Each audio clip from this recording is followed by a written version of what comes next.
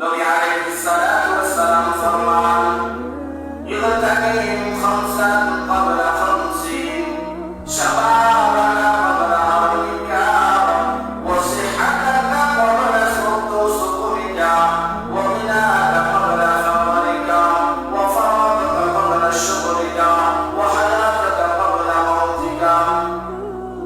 আল্লাহ নবী রাহমাতুল লিল আলামিন জানিয়ে দেন, ও মুসলিমিয়ানে কেরাম, তোমরা পাঁচটা জিনিস আশার পূর্বে পরিমাপ মনে করো।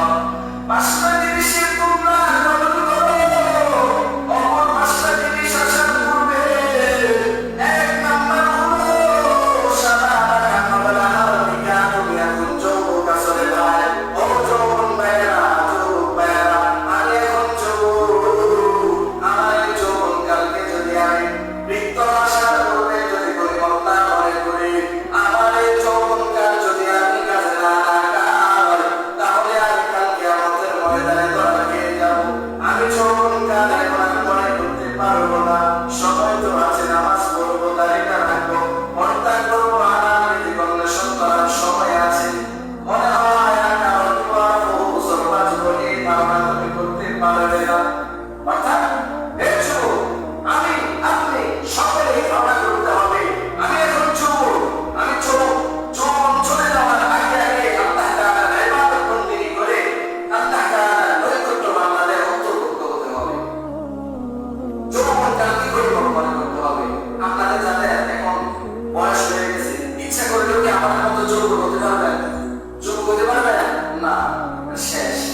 এই কারণে নবী আলাইহিস সালাম ফরমান, যৌবনকালকে তোমরা গরিব মনে করো। দুই নাম্বার, নবী আলাইহিস সালাম ফরমান ওয়াসিহাতাকা ক্বাবলা সুকুমিকা, ও বান্দা, তুমি এখন সুস্থ আছো, তুমি এখন যতটুকু সুস্থ আছো, যতটুকু এখন তোমার মন আছে, তুমি এই মনকে, এই সুস্থকে পরিমাপ মনে করো, খুব মূল্যায়ন করো। এখন তোমার সক্ষমতা আছে, এখন আমার সক্ষমতা আছে মসজিদে হেঁটে হেঁটে আসা। অনেক ভাইয়েরা আছে সিটে, অনেক ভাইয়েরা আছে হসপিটালে ভর্তি আছে না নাই, তারা ইচ্ছা করলেও আসতে পারবে না। এই কারণে নবী আলাইহিস সালাম ফরমান, তোমার সুস্থতাকে, তুমি যে এখন মসজিদে আসতে পারছো, তুমি যে এখন সুবহানাল্লাহ বলতে পারছো, দুইটা রাকাত চারটা রাকাত নামাজ পড়তে পারছো, আলহামদুলিল্লাহ আলহামদুলিল্লাহ শুকরিয়া আদায় করতে হবে। এবং এই সুস্থতাকে যদি গনিমত মনে করে আল্লাহর নৈকট্য বান্দাদের অন্তর্ভুক্ত এখনই হতে হবে। আমি এখন যতটুকু সুস্থ আছি, এই সুস্থতাকে যদি আমি গনিমত না মনে করি, অহেতু কাটিয়ে দেই, তাহলে আল্লাহ তাআলার দরবারে আমাকে জবাবদিহি করতে হবে। তিন নাম্বার, ওয়াগিনাকা ক্বাবলা ফাওরিকা, বান্দা, তোমার কাছে এখন 10 টাকা আছে, তুমি এই 10 টাকার মধ্যে তুমি 1 টাকা দান করে তুমি আল্লাহর শুকরিয়া আদায় করো। তুমি মনে করিও না আমার আগামীতে আমার ছেলে সন্তান বিদেশে যাবে, আমেরিকা যাবে, ও জায়গায় যাবে, তারা অনেক টাকা পয়সা পাঠাবে, আমার বড় দালান কোঠা হবে, আমার বড় বিল্ডিং হবে, আমার জায়গা জমি হবে, আমার সব কিছু হবে, তখন আমি দান খয়রাত করবো। এখন করবো না, এখন তো টাকা পয়সা নাই। নবী আলাইহিস সালাম ফরমান, বান্দা, তুমি এটা ধারণা করিও না তোমার পকেটে এখন 5 টাকা আছে, তুমি মনে করো, তুমি মনে করতে হবে আগামী দিন আমার এই 5 টাকাও থাকতে না পারে। আরে ভাই, এমনও দেখা গেছে সকালে গরিব, বিকালে ফকির, আছে না নাই? বঙ্গবাজারে যখন আগুন লাগছে কত বছর দেখছেন তো আপনারা, শুনছেন তো কমপক্ষে। অনেকে অনেক লক্ষ টাকা মালিক ছিল, কিন্তু সকালে গরিব ছিল, ভোররাত্রে উঠিতে শেষ।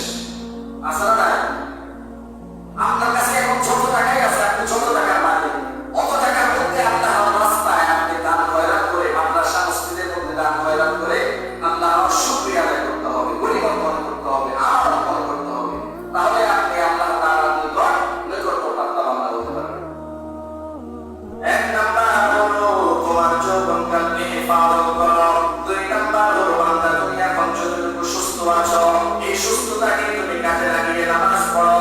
ও যুবক ভাইরা, তোমরা এখন সুস্থ, আমরা এখন সুস্থ। আল্লাহ নবী রাহমাতুল লিল আলামিন বলেন, যে